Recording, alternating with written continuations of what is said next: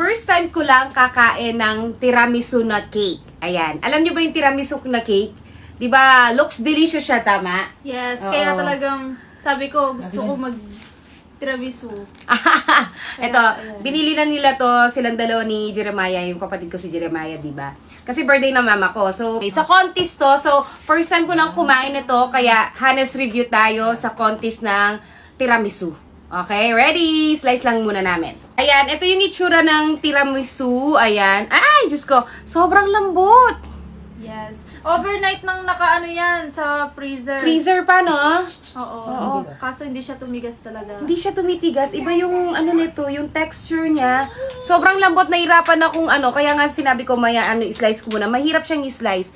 Ay, yung tsura niya, yung sa taas niya, smells coffee. Coffee. Pero may iba't ibang flavor ng tiramisu. Sa kontis, wala. Sa iba ata, may cookies and cream. Ah, okay. So, eto, anong flavor nito? Mocha? Hindi ko alam. Baka kape. So, ayan, kain tayo ng tiramisu. Yung iba may mga ano, toppings sa mga fruits, right? So, eto, piling ko ano to, mocha-mocha kape-kape. Ay. Ayan. Ayan yung layer niya. Let's see it.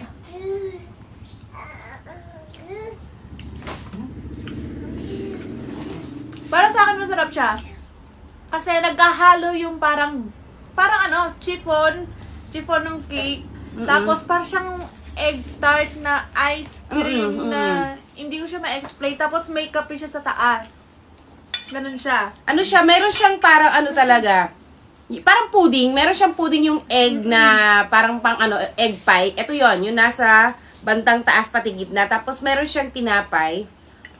Kung hindi ka sweet person, bagay sa ito. Si Buddy naman daw. Hindi matamis. Pero, okay naman siya for me. si Maddie. Ito na, honest review ko. Saka siya, nasarapan siya. Ako, I'm not a fan of coffee. Ayun, pag hindi ka fan of ng coffee mocha na ganitong taste, hindi ka masasarapan talaga. Bigyan mo na. Bigyan mo na. Kay Buddy naman. Sasalita na rugo. Thank you. You want more na? Paano to? Oo, dyan. Paano Naiyak yan? ka ba sa sarap na Naiyak ka sa sarap? Why? Namula na. Masarap. Oh. Ay, ayaw niya. Ayaw niya, may kape kasi. May kape kasi. So, balik nga tayo dito, Diyos mio, na commercial tayo. Kung hindi ka mahilig sa kape, hindi siya...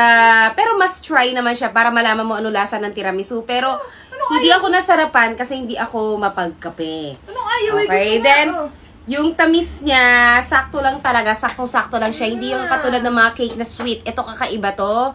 Then, very malambot. True. And, lasa yung ano niya, kahit meron siyang parang pudding, pero hindi siya matamis.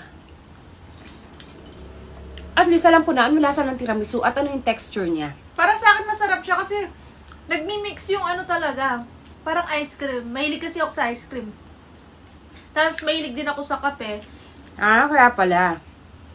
Mapait siya na creamy, pero hindi siya ganun ka-sweet. Hindi siya. Eh, alam niyo naman, di ba, pag matamis, yung cake, di ba, agad masarap pag ganun yung lasa. Ito talaga, pang kape talaga. Kape. Aha. Tamang-tama to sa coffee lover. Ako, it's a no. Kung bibili pa ako ulit, hindi na.